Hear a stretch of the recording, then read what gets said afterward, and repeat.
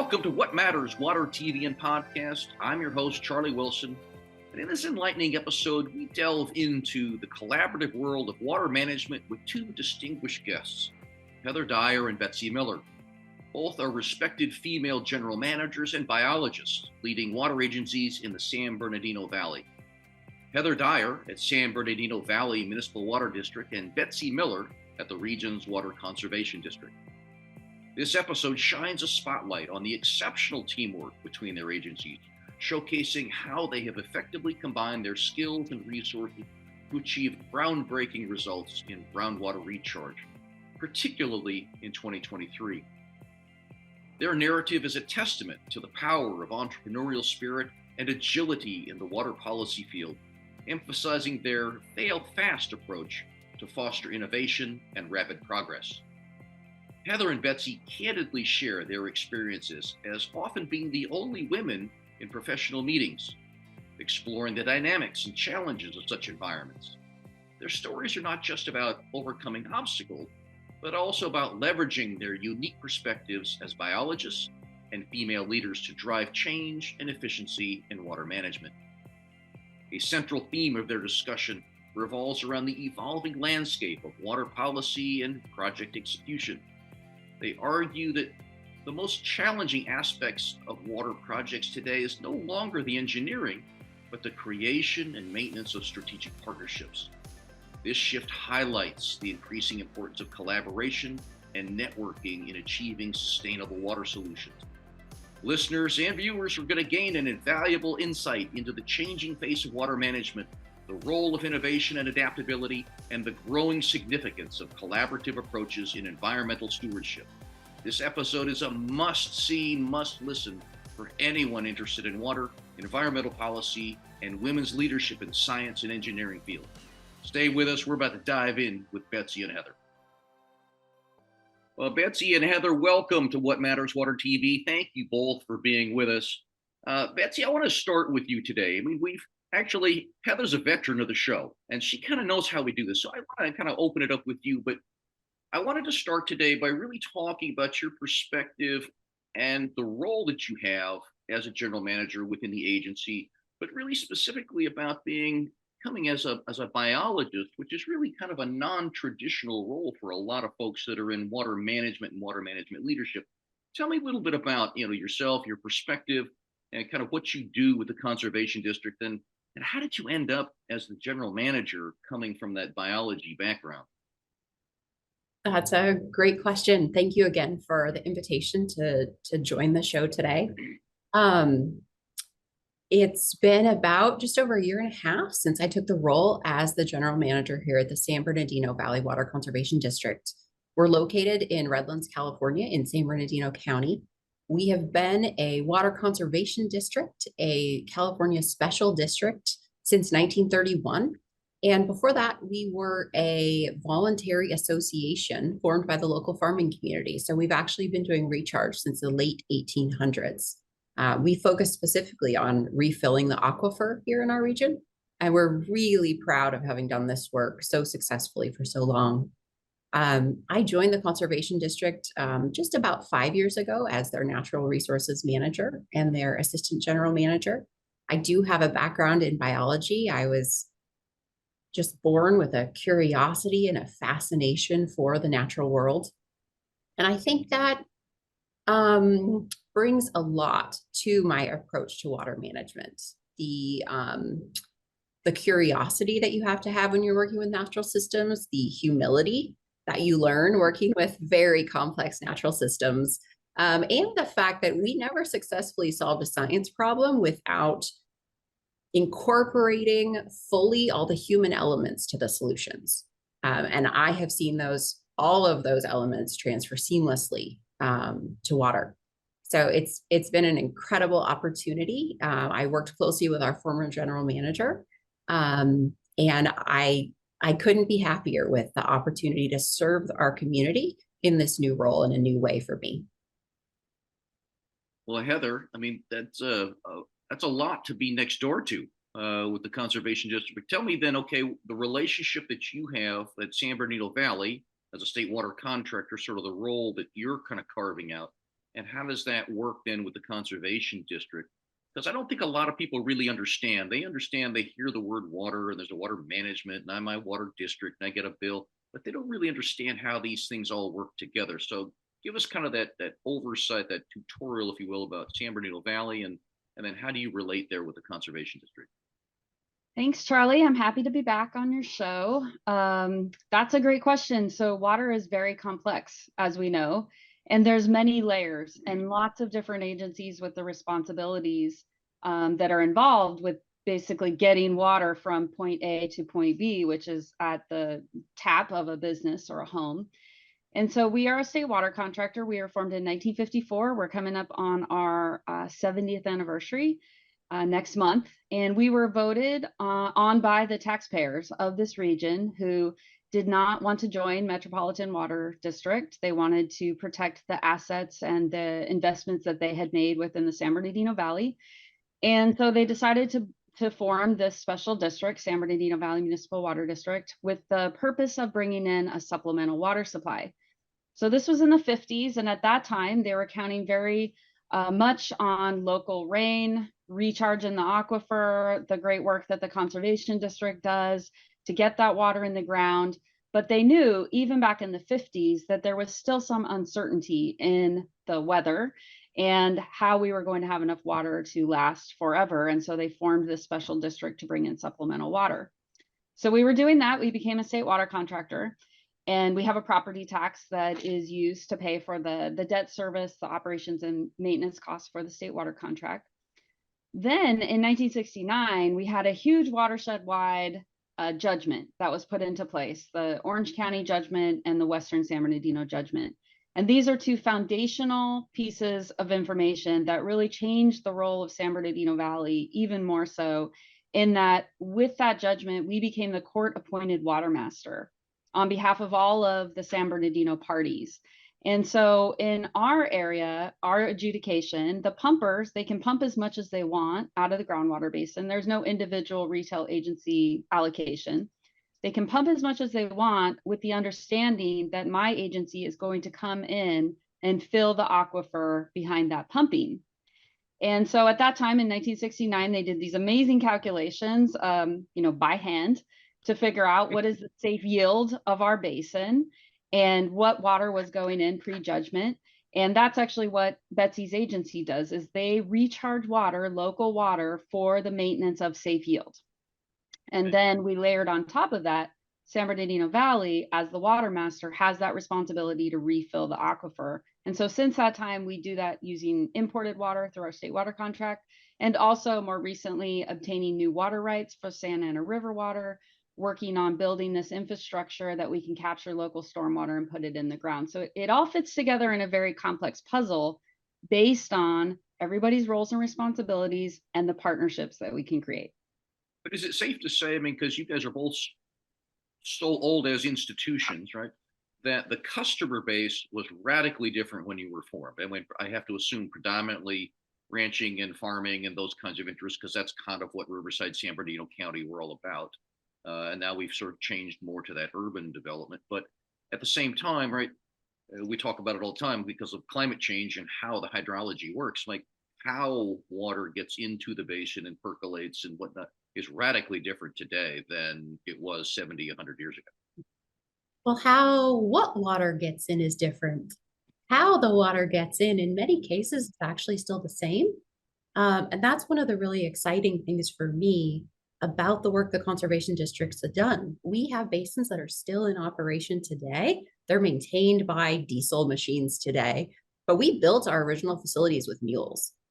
So the work that we are doing here is truly replicable around the entire world. Anyone who has access to the right soils with the right percolation and seasonal flood flows, anyone can do this kind of work and steward their natural resources. Okay. All right. So let me go back to where I started with you, Betsy. So, because again, you obviously this is a highly technical, highly legalized. I mean, already you're throwing around court orders and parties, and we're not talking, party hats and noise blowers here. But both of you came out of the world of biology. And I have to assume for the moment, because you changed, sort of that element in your career trajectory. You didn't grow up as kids saying, "Hey, one day I want to lead a water agency." So I have to start then with biology. Why were you interested in biology? What made you interested in going into the science arena? Was it something that caught your fancy as a kid? Was it something that you picked up along the way in school? It's like, hey, this is just this is my thing. So how did you get to biology and then the transformation from biology then to then leading a water agency? And I'm going to start again, Betsy, with you. I was ready for Heather to go. I'm changing it up all the time when we do these shows. I see this. I really just have had that just love for the natural world and the natural systems, the outdoors, ever since I can remember. I love bird watching. I love hiking. And so sort of the opportunity to be outside, to study science, to study biology, to work in that field. I was lucky enough to have a field-based job for 16 years. And there's just no better way than to be out in whatever it is you're working on. If you're an engineer, being at the facility, if you're a biologist, being in the natural world. And getting to see, to record the information, record the observations. And so, yeah, it was a very natural progression for a little kid who loved to be outside to be an adult who was being paid to be outside. Heather, why biology? What was it that kind of lit the fire, and then in that path that you've kind of followed through, and eventually now sort of leading these bigger organizations in what is really a very kind of technical world? Yeah. El Nino, actually. El Nino of 1997. So I'd never taken a biology class in high school. I went to Alaska to work at a salmon cannery in Western Alaska to make my fortune so I could travel around Europe. And I get there and the salmon run did not return to Bristol Bay. And in the cannery, there was all these conspiracy theories about where are the fish. And one of the, really dominant themes was El Nino. And it just kind of got me intrigued about how a, weather system and ocean condition could affect millions of fish that go back to their natal streams every year. And so by the time I was ready, I didn't even go to college till I was 27 years old. And by the time I was ready to go to college, I just couldn't stop thinking about that question of what would make these fish not return as expected, and what is it about fisheries biology that is so complex that these very educated people kind of missed it. And so I just had a real passion for fisheries biology. I had a passion for trying to understand the complex systems that you can't manage for and trying to figure out how do we save the wild salmon in these very, different systems that they had evolved in. And so that's how I got into it. Became a fisheries biologist, got my master's degree in fisheries biology, and then eventually made my way out to California. And as every young fish biologist dream, I got the chance to work on the very dynamic, charismatic Santa Ana sucker. And I remember arriving in California and they take me out to the Santa Ana River and they say, okay, this is going to be your river and your fishery that you're supposed to figure out how to recover this endangered fish. And there was literally no water in the river. And I was thinking to myself, are these people pranking me? They know I'm a fish biologist, right? There's no water. But that was even more intriguing in the idea that there's this urban system that is so modified that this endangered native fish that can persist through so many different types of cycles of weather and conditions, that they live in a system that is dominated by 99% wastewater effluent. And that how can I improve that species and basically recover a species in a system with barely any water? And so that's how I got started in the water agencies here in Southern California, because it was just such a complex problem to tackle that you really cannot have a set path in your mind of what you think is going to happen, you have to be able to pivot and adapt and, change course. And that just set me up to be able to get this job, because that's really what this job is about, is being able to pivot and adapt your course of action. Well, let me fast forward then for a minute to last year, all of last year. We super dry times, you're used to seeing a dry river, and all of a sudden, the climate change that people talked about, we're now getting to experience it. Lots and lots of rain, lots and lots of, full river in Santa Ana.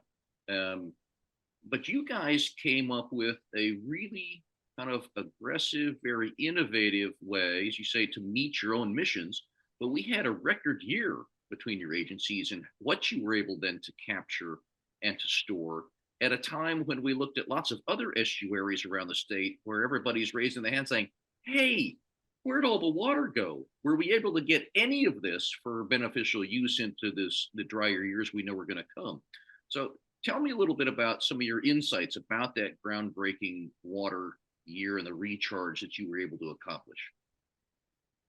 Yeah, so I'll start in that we couldn't have done it without the conservation district. Like, hats off to Betsy and her agency that, we bring in the water from Northern California.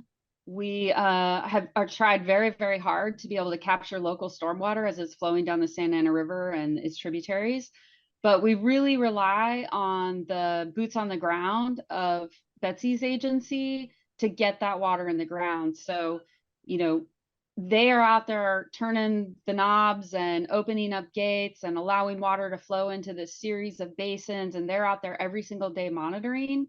And so working in close coordination with her staff to say, okay, this basin's full, we have to move to these other basins, and trying to, it's almost like if you see on TV, like surgery, where everybody kind of has their piece of what they're supposed to do and everybody works in concert. That's how we worked all last year. And to even put a greater amount of pressure on Betsy and her staff and our staff as well, we were both under major construction for new infrastructure at the exact locations that we were trying to recharge. And so everybody had to do their part. And it was through this constant collaboration, coordination, phone calls. I think we talked like every day between our agencies. And we were able to get this record recharge of both imported water and local water. And it was just extraordinary. So I'll have Betsy share the numbers, because it's just mind blowing. It's such a great year for us. It was an absolutely exceptional year.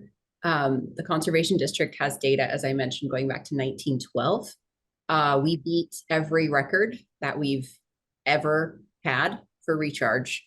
And that includes our last high year, which just so happened to be 1923. In 1923, we recharged almost 85,000 acres, 84,981. This year, we recharged 87,914 acre feet, which is an all-time high. And we can talk about this a little later, but thanks to some of the additional projects that our agencies and other agencies are working on together, these types of recharge years aren't going to be 1 in 100 anymore. So it's really just the beginning of the story. Yeah. Okay, so I mean, obviously, your neighbors, right? But what was it that said, hey, we need to collaborate? I mean, we go through this a lot. I mean, maybe it's just my observation, but we get a lot of folks that sort of run around with major problems saying, here's the magic bullet. Here's how we're going to solve. We're going to solve. We're going to solve. We're going to solve. But at the end of the day, as you said, there's a lot of water agencies. There's a lot of conservation districts. There's a lot of wastewater agencies. What was it that brought the two of you together, and how did the two agencies come together for the collaboration? Well, I would say it's part of our culture. We actually are not just neighbors, we overlap. So Betsy's service area is entirely within our service area, and we work on the same land. We work on a lot of the same projects or the footprint of the basins. We both have habitat conservation plans to kind of deal with the environmental impact and endangered species issues. And so it's more than just kind of being neighbors. It is a true partnership. And it's really the only way that we could get this job done because, you know, as the state water contractor, I don't have that many boots on the ground out there doing recharge activities. They have staff that's out in the field. They have an engineer. They're working on new projects, but we have a larger environmental team and a larger engineering team. And so really, I think what we bring to the table is that we each bring our resources that we have available and we figure out, well, which one is best suited to do any particular part of the mission or the goal. And we do that. And it's not, you know, there's no concept of, you know, me saying to Betsy, well, that's not what you do. That's my job. It's like, oh, okay, you guys are more well suited to get that done in a timely and efficient manner. Great. You do that. We'll do this. And I think it's just, it is how we need to do business in the future because everything's so uncertain. You can't, no one agency can have all of the resources that you need. You can't have all the land, you can't have all the water, you can't have all the staff, you can't have all the money. So like work with your partner agencies and figure out how you have that full puzzle and just get it done. So Betsy, I mean, that's a great way to kind of shift it.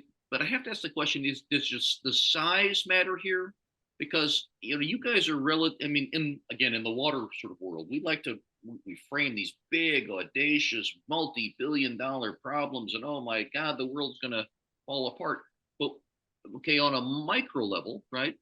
Overlaying districts found a way. Yes, it was a record year for you, but if you know, in the context of the state of California, right, it's relatively small. Is it easier to collaborate with Heather because it's Heather, because of the institutional size, because of your proximity? And are there lessons out of that that we should be applying to maybe some other agencies that sort of get caught up in the I got to be in charge because I'm the major player here? You know, I have a bit of a unique perspective. The first half of my career was spent at one of the top 10 cities in America.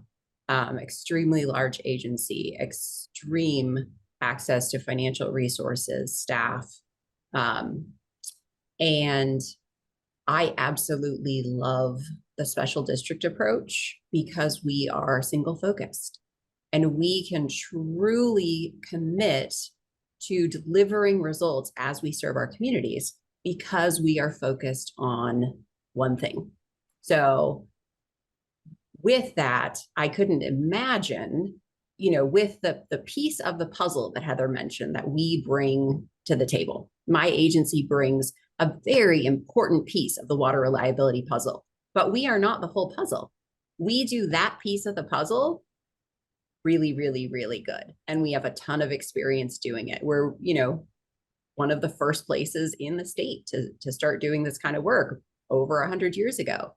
And so for us to be so honored to bring our piece of the puzzle to the table and equally respect and honor the other pieces of the puzzle that other agencies bring to the table, working together, we can serve our communities. We can deliver clean, safe, affordable, reliable water to our region. I would say, Charlie, we kind of have a bit of a startup mentality. It's like you got to figure out every single day. You don't know what's coming at you as we're out there in construction while trying to recharge water in the very same areas of the alluvial fan. Betsy's calling our staff, you know, and saying, okay, we're going to put water in these 3 basins. Our staff saying, we're starting to see water daylight near the construction site. Can you pivot? It's almost like our size, the small size. Betsy has, I think, something like 10 staff. I have 35. The small size actually makes us more nimble and more able to achieve extraordinary results. And yes, on the grand scheme, like compared to Metropolitan, for instance, it's not a lot of water. But for us, our annual state water contract allocation is 102,600 acre feet. So, you know, nearly 100,000, 87,000 acre feet of water, you know, that's a good amount that we're putting in the aquifer. That's our savings. So that could get us through, you know, years of drought conditions. So being able to get that water in the ground, the worst case scenario is that we would have said, sorry, we're under construction. We know it's raining here and we know it's a wet year in Northern California, but we're just going to have to let this water go. That just wasn't an option because again, in the current climate conditions, we don't know when we're going to have another wet year here or in Northern California. So we got to take advantage of the wet years that we do have when we have them. And you can't have the excuse of like, oh, we don't have enough people, or we're under construction, or we don't have the permits, or whatever. You just have to figure out on a daily basis. Well, excuse me for kind of going back and forth a little bit, but kind of have to go back because it raises a question for me then. You've got, again, similar backgrounds, both women, non-traditionalists in the water agency world. Was there a kinship, a partnership there because of, and I'll ask the open question, right? Because I got to know is, being in a male dominated, engineer driven world, what are the lessons that you had learned early in your career? And did that make it easier for this kind of collaboration to take place? Because, you kind of share the same background and experience of what it was to get something accomplished within the industry. Betsy? Yeah. When resources become scarce, there is often that natural human instinct to contract or withhold. And I truly believe, and I know that Heather believes as well, that what's truly needed is to expand and connect. And it's been wonderful to work with Heather and her agency, working with smart people who care and are dedicated to their mission, and their culture is just an absolute pleasure.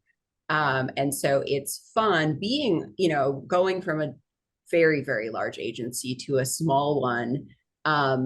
These are our colleagues. These are our partners, and having that, it makes us so much more powerful and so much more effective, because we are focused on one area, but we're not alone.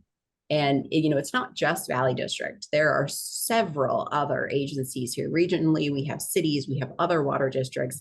And to see what everyone's putting into the pot, what everyone's bringing into the table, while we're still allowed to focus solely on our mission, it's an incredible way to serve the public. Yeah. I think I would liken it to, it's just a different way of thinking. And I think there is some synergy because we have similar backgrounds of training. And so we did have a camaraderie in that we had already kind of been through the trenches of environmental permitting. We all know that's a really difficult part of California water infrastructure. But even more so, I think, coming from biology, but even some of the other ologies, hydrology, geology, you're trained from the very beginning to understand that you don't have the answers. So the whole scientific method is based on the fact that you make a hypothesis. You're not saying this is how it's going to be. You're saying, I hypothesize that this is what's going to happen. And then you do your experiment and you look at the results and you say, that's interesting. Maybe we'll try it again and we'll do it this way. And that's a very different training experience than engineering or law, which is what, a lot of general managers come from, in that, our problems and our challenges today, we're likely not going to engineer our way out of them because they require interdependent variables that you don't get to control, like people and animals and your partner agencies and elected officials. And, there's a lot of moving parts. You can't engineer it. A lot of times I would say you can't argue your way out of it either. So I think our scientific training really came into play in that we don't walk into a situation and think that we have all the answers and we're going to tell everyone how it should be. We walk into a situation, let's say it's a planning meeting for how we're going to get this project built, and we're looking for feedback and how we're going to move forward, knowing full well that it's probably not going to go according to plan A or plan B or plan C. And we just have to be okay with that because we're going to figure out the way. And it's no poor reflection on us that our engineered plan didn't work. It just is how it is in a highly interconnected and interdependent system that we work in. Well, and I think, Heather, as you described that, I mean, you really just described what is now the major shift in water world. It used to be I design it, I build it, I got certainty. And what you just described is virtually every policy, every regulatory, every issue we're grappling with now is what's the flexibility, what's the scalability, and then it gets to this issue of collaboration. about how do we work together to actually do what we do best. Mhm. So, but tell me though, how would you say, like, I mean, you have this successful collaboration you guys have done, really have others and then come running to you and said, how do we do it? Can we partner with you now that you've shown us the way? Has that sort of turned a corner, or are people sort of in the industry still kind of holding back and looking at kind of skeptically, like, yeah, we'll see? Well, Betsy has her own story to tell based on a presentation that I made, but I will tell you that I get, especially federal agencies and even state agencies, ask me, will you come give a presentation on this particular thing that you did? Recently, the EPA asked me to co-author, interestingly enough, because finance was not my strong suit in graduate school, but asked me to co-author an article with the head of the EPA WIFIA program on how we did a creative financing strategy for our projects and our partner agencies projects. And they want that to be a model, how working together you can be more effective and really create a lot of synergy and outsized impact for your region. But yeah, I get it all the time. Can you come speak and tell us how you did it? And would you be interested in partnering on a project? And, lots of other benefits that have come out of this model. We But I was gonna say, yeah, Betsy, are they following your lead? Are they? Well, I was just going to say that we're starting to reap the benefits of this. We recently had an opening, and I was contacted by on our team, and I was contacted by someone from outside of our region who had heard Heather speak at a couple of different engagements. And they said, I'm tired of fighting, and I want to work in a region where we deliver results. And so I'm interested in relocating from another part of California to come and work in your area. It was incredible. I texted Heather right away and said, thank you. Keep up the great work. Collaboration as a recruitment tool, Yes. Charlie. Well, I will mention this person was Ivy League educated. So we're pulling in the cream of the crop. all right. So what are the shifts that you're seeing? So let's kind of go back out macro again. So you've got this opportunity. We talk about the big picture stuff with climate change and sort of the varying degrees of weather patterns year in, year out. What other shifts do you see? Where are there other areas you think that agencies have really an opportunity to collaborate? In terms of, for example, we just worked on our strategic plan. We just, I believe Valley District actually did the same last year. And you're seeing that come up. Partnering is essential. It's critical. It's not a do we feel like it? Do we want to? Are we having a good day kind of a question anymore? It's truly at the root of what we do. And it's not just with other water agencies. The Conservation District has partnerships with for-profit entities. We have, and I know Heather's agency does too, we partner with our regulatory agencies. If you want to move your projects forward, you need to understand and account for the missions of everyone who's involved. And the agencies that are going to issue us permits are part of that conversation. So that's another place where we spend time and energy. We think, and I know Heather's team does this too, we think about their mission as we're preparing our projects. And it's fascinating, it's interesting, it's engaging. It's a great thing to come to work every day and do. Yeah, we have a great project that we're working on right now in cooperation with San Gorgonio Pass Water Agency, which is another state water contractor out on the East End, kind of Beaumont, Banning area, and South Mesa Mutual Water Company. And it is a recharge facility that we're bringing in state water into a basin up in an area that really, really needs some recharge. And it's such a great example of everyone working together and saying, this is what I can bring to the table. So one agency is building the basin. They bought the land, they're building the basin. Another agency is providing some pipe to bring the water in, and we're building the turnout. And so this three-way partnership is essentially building a piece of infrastructure that will benefit, a very important part of our region. And no one agency could have done that on their own. You have to have a state water contractor if you want to build a turnout. And some agencies have land, and some agencies have pipe, and some agencies have money. having the opportunity to really bring your best value to a project is so critical, especially in these days where, there's just so many demands on our time and money, that being able to share that burden with your partner agencies, whether that's a regulatory agency or a nonprofit or whatever it might be, is just critical to us achieving the scale and magnitude of infrastructure investment that we need to make to be prepared for the future. So you both touched on the fact that you just got through sort of reanalyzing, dusting off, if you will, or sharpening your strategic plans.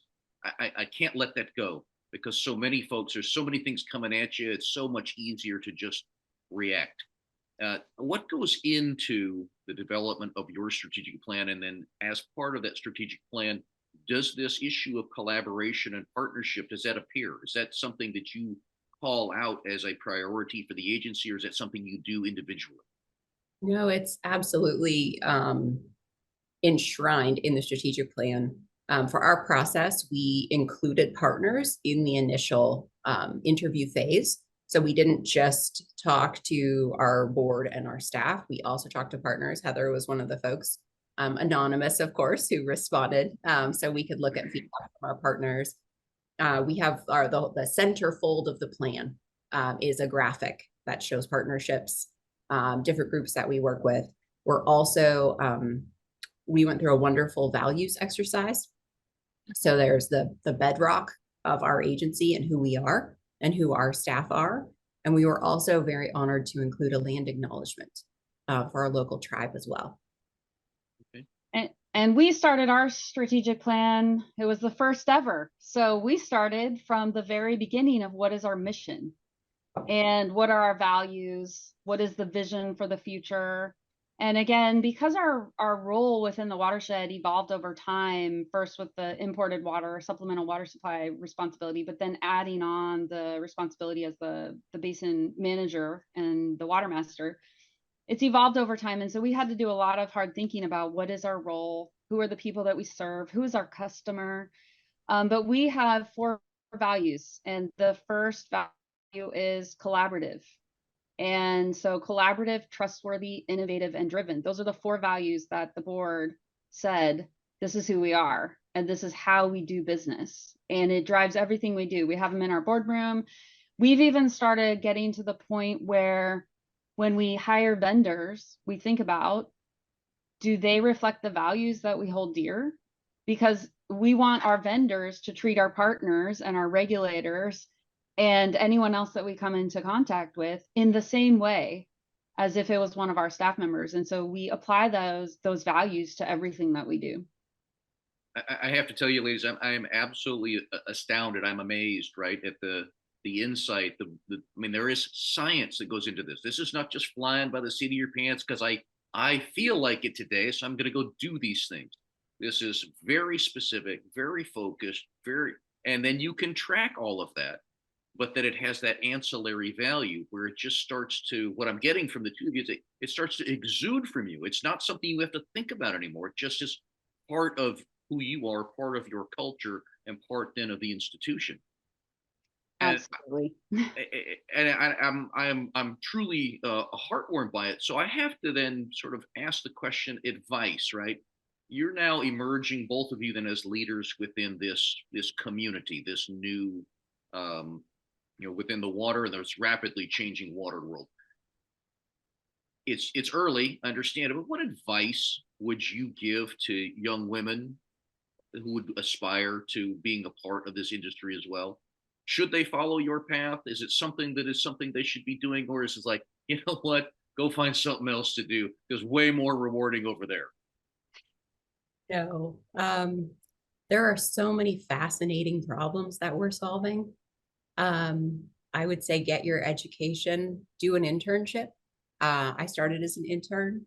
We have a strong internship program here at my agency. It's changed the course of my career. I didn't realize the nuances that were within different, the environmental field. And I found one that I absolutely loved and just simply wouldn't go away for 17 years.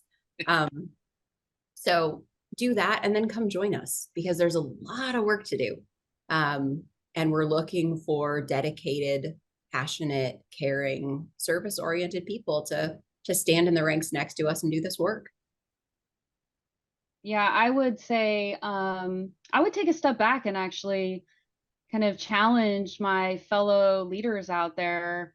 There's a lot of amazing leaders in Southern California, in this region, in California water, and especially the female leaders out there. You know, I'm not going to lie, sometimes it gets tiring being the only woman at the table, or the only non-engineer, non-lawyer at the table, because you just bring such a different perspective to things. But sometimes, it just starts, you just kind of in the back of your head, you start thinking like, man, are they just sick of hearing me say these like off the wall things, or, bringing these like weird ideas to them? And I just keep doing it. But it is rewarding when there are people that you see around you who are starting to apply those same ideas, or those different types of models to complex challenges that you have. And so I would say to my fellow female leaders out there, there's some amazing women out there, that invest the time in finding those interns, in mentoring those young women within your organization. I think, last time I was on your show, or one of the other times I was on your show, Charlie, we talked about, was it a surprise when you got this job? And yes, it was. Like, you can hear a pin drop in the watershed, probably type of surprise, because I just wasn't the obvious choice. And so when the board did choose me, everyone was like, oh my gosh, what are they thinking? In fact, someone I heard said, you have just made your agency the laughing stock of your watershed when you hired her. And so I look back on that, and while I kind of chuckle about it now because I feel like I've proven myself, but I look at all the amazing things that we're doing. I mean, we've constructed, close to $200 million worth of new infrastructure, my agency, over, the last few years. And we've got amazing, partnerships built. We have a lot of trust built. And so, kind of develop your talent in ways that don't seem obvious. Look for those gems who want to put in the work, who want to get out there and make themselves a little bit vulnerable, who want to take on stretch projects. And it's not just the work either. Sometimes I find myself just saying to someone, let's go for a ride in my car. Let's go check out some stuff in the watershed, just talk. And again, when you're the first or the only, it gets lonely, especially at the top, but even as you're finding your way. And so it's like, okay, well, this is what I've learned. I've learned that you're always going to feel overwhelmed at some point, and you just have to push through. Or I've learned that you really do have to be bold with your voice, that you have to go out there and find those opportunities, and that you can't just assume they're going to fall in your lap. And so kind of pass on those nuggets of wisdom that we've gained over the years. Make yourself be seen, make yourself be heard, come up with productive ideas and fight for them. Those kinds of things that, no one tells you as the leader that you have to do those things, but our jobs as leaders is to build future leaders. Literally, that's what most leadership, I think probably all leadership books say, is like, your job is to build more leaders. It's not to do the work. It's not to oversee the technical stuff. It's not to check off the plans that your engineering department, like, you have people to do that. Your job as the leader is to build more leaders. And so I just urge all of my colleagues to look at those opportunities of where they can build people up and bring people up through the ranks and give them the opportunities that they need to be the next Betsy and myself. Well, see, now you're both leaders and you're both having great success with your respective agencies. So now I'm going to give you that magical, mystical forecast. Now you're in complete control. All right. So looking towards the future, what are your goals and visions for sustainable water management, not just for your district, but do you see that as applying to the region and to the state as a whole? And how do you think we achieve those things?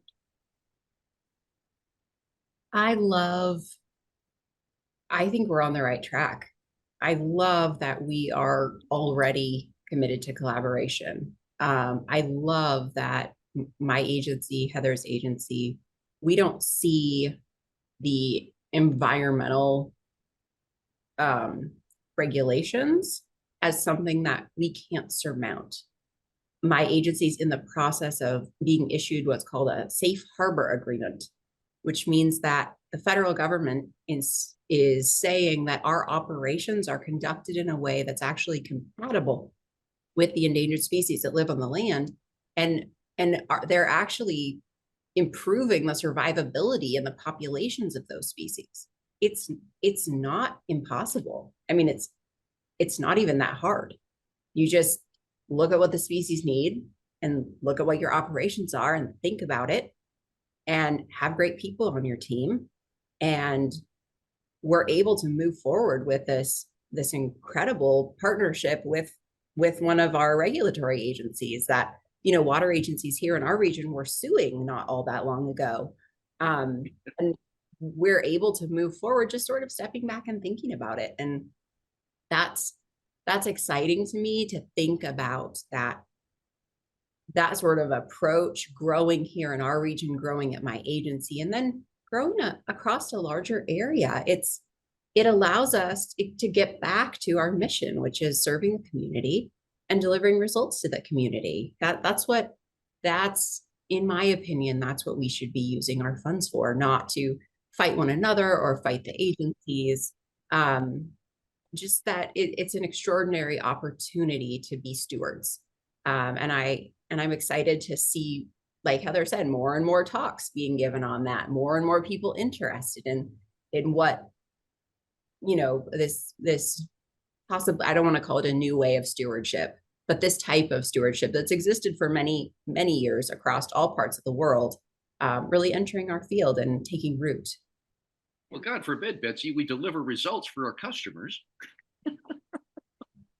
Or I love recognize that. So, you're in charge, Heather. What do you think? Well, first of all, I think we need to recognize, fundamental to what Betsy just said, is like we all serve the same people.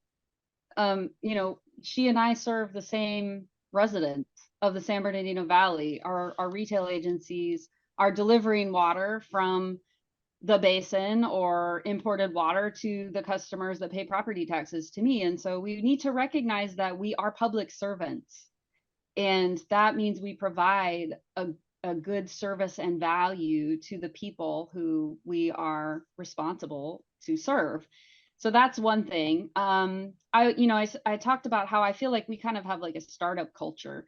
And so I think one of the next things that we need to do is figure out, how do we scale up and spread this model and this way of thinking, this way of doing business outside of our particular Santa Ana River region or even Southern California, and on a statewide level? How do we have those conversations with the people in Northern California, in Central Valley area?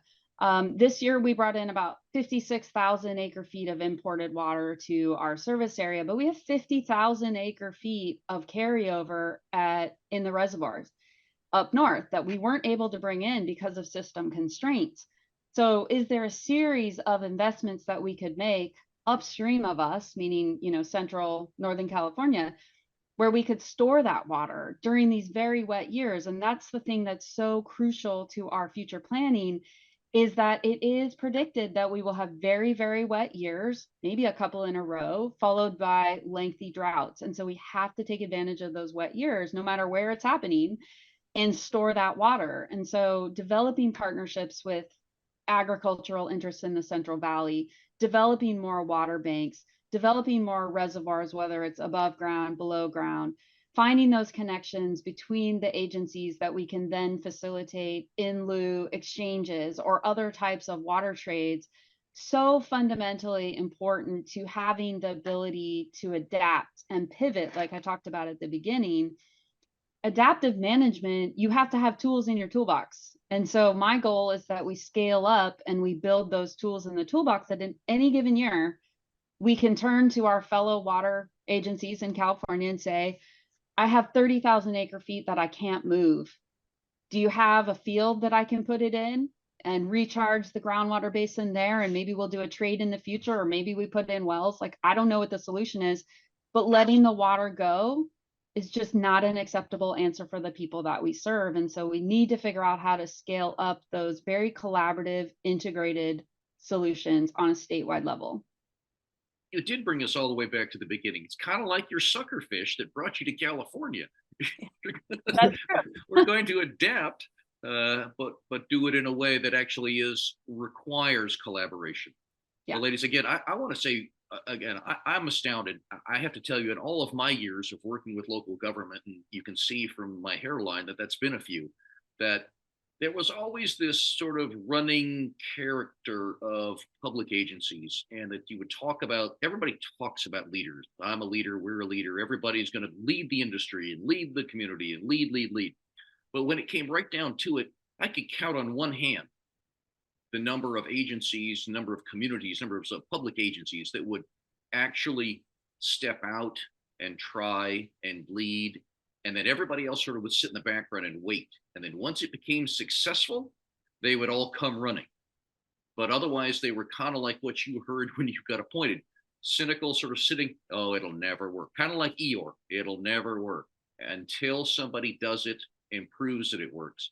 So out of today's conversation, I can safely say now I have taken the two of you and you've become part of that handful of folks that I know that you can go to, ask the question, check it out, test it. You're going to find somebody that's going to be willing to work through and find the solution, as opposed to why not? Oh, by the way, yes, I already know everything, but I'm going to tell you why not, as opposed to how to. I think it is spreading. I've noticed the last, probably 2 years, some water agencies have kind of gone the non-traditional route. There's hydrologists, geologists getting hired for general manager roles.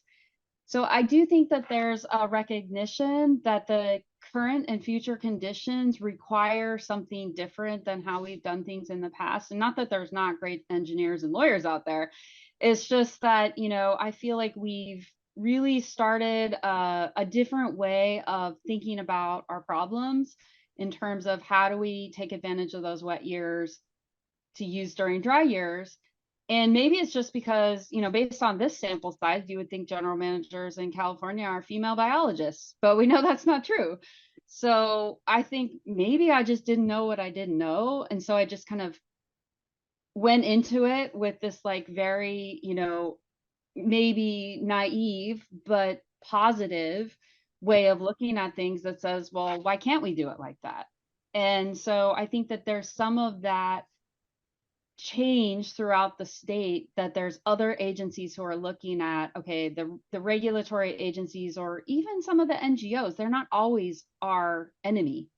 Maybe we can work with them. Maybe we can make a deal with them for a multi-benefit project that everyone walks away thinking that they got to win.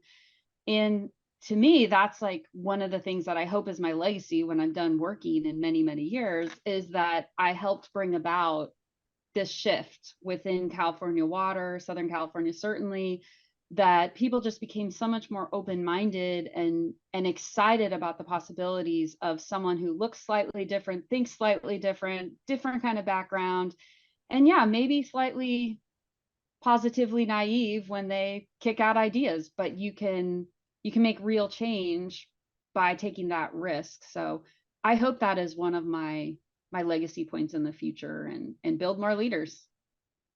Well, I have to share with you again, it's that you didn't wait for somebody else to do it and blame. All right, it's someone else's responsibility. You took what you could control, you found a new way to do it, and you've achieved some great success. And it's something I think that is valuable for people to see and hear about. And we're going to certainly try to do that here. And I think, if for no other reason, then you're going to have really good staff behind you, because you're going to be on the speaking tour doing a lot of presentations and sharing about how this all works. So, ladies, thank you so very much for being with us on What Matters Water TV and Podcast. We think that what you've done is tremendous, and we look forward to building on it for the future. Thank you so much. Thank you, Betsy. Thank you, Charlie. It was fun. It really was. Yeah. Bye-bye. Well, thanks for joining us on What Matters Water TV and Podcast. If you like today's discussion, go to where you download your podcasts and give us that 5-star rating. If you're on YouTube, subscribe to our channel. That'll help us build our presence in this new world and in this format. And frankly, I want you to share with your friends. Help them bring us to What Matters Water TV and Podcasts and ask their opinion on what they think of the show. We want to hear from all of you. And of course, always, if you're interested in helping sponsor the program, reach out to us at socalwater.org. Send us a message. We are interested in talking about subject ideas, and your sponsorship for this program. And as we close out today's show, I leave you with a challenge. Be part of the conversation. Be a part of the solution. At the Southern California Water Coalition, we educate to advocate so that as public policy leaders have difficult choices, together we help them make informed decisions. Thanks for being with us. We will see you again next time here on What Matters Water TV and Podcast.